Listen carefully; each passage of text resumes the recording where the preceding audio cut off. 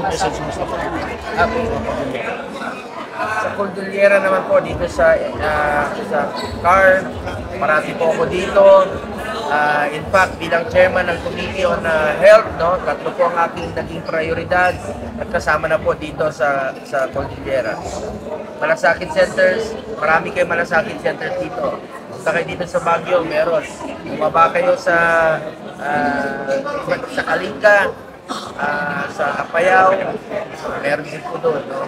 So, sa iba't ibang probinsya po ito, 93 po ang malasakit center sa buong Luzon at iba rin po itong super health centers. Ang super health centers po, it's a medium type of a polyclinic. Pwede po dyan yung panganganak, dental, laboratory, x-ray. Dyan po yung konsulta ng PhilHealth.